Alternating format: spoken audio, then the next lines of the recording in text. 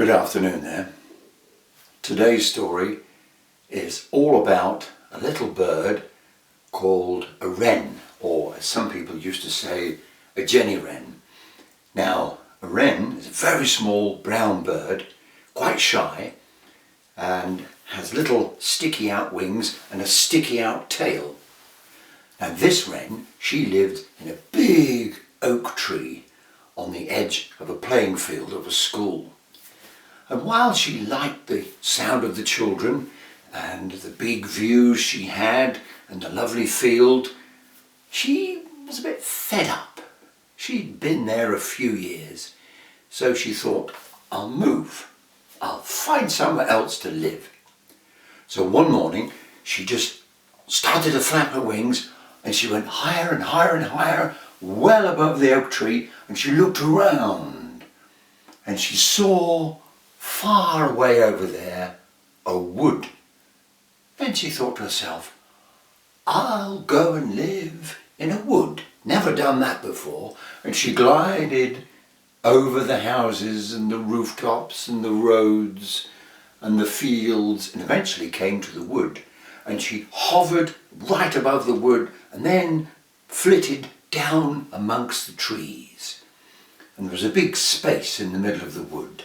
All kinds of trees, oak, sycamore, hawthorn and some pine trees. And little Wren looked around and thought, wow, this is different. I like this place. But I'm a bit hungry.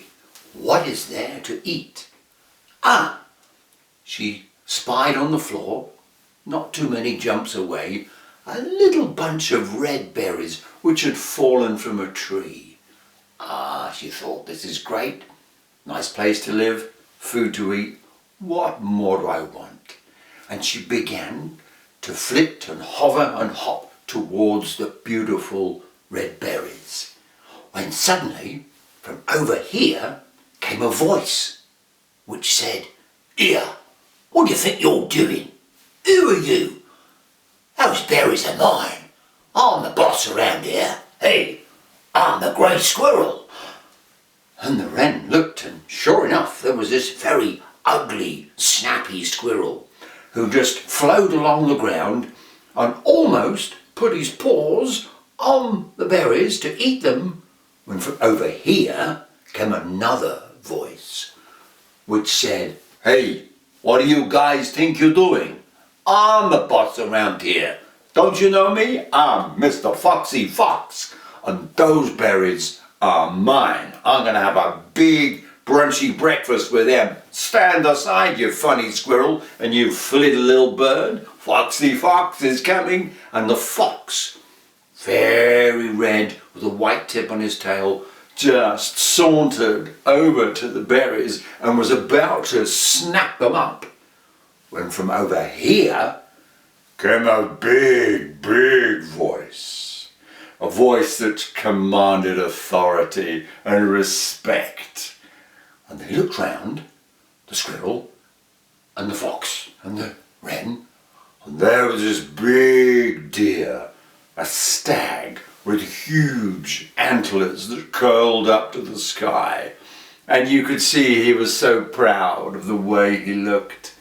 And he said, Funny little bird, strange squirrel, and even funnier fox, move to one side. The stag is here, going to have his elevenses. Just move. Those berries, as you know, because I'm the king of the wood, are mine. And the big stag's mouth opened, and he was just about to grab the berries and swallow them, when Jenny Wren thought, I've had enough of this. A cheeky squirrel, an offensive fox, and a stag with ideas above his station. Rat them! If they want trouble, they're gonna get trouble. And the wren began to flit her wings like this, and she flew up into one of the nostrils of the big nose of the stag, and she began to flick with her wings and peck with her beak and scratch with her feet and flick with her tail, and the stag started to sniff. He thought, I'm gonna sneeze. And he ran from side to side. And he was so itching that he went, and he nearly sneezed. And he went up to a tree and was banging from side to side when suddenly, crack! One of his antlers snapped off and fell on the floor. Oh, he dashed across to the other side of the wood and against another tree. Bang, bang, snap, snap. His other antler came off. And there he stood, the once proud king of the forest, looking very silly and feeling so stupid because he had no antlers anymore. The squirrel was going, the fox was, oh my, so funny. And out of his big wet nose flew the wren. She landed on the floor. She wiped all that slimy stuff off her wings. She took a breath and thought, still time for breakfast, and went down and peck, all the berries were gone. The squirrel looked upset, the fox looked infuriated, and the stag just wanted to get away from them all. And the wren said, I think I'm going back home. Thank you for your company. Such nice people. Not.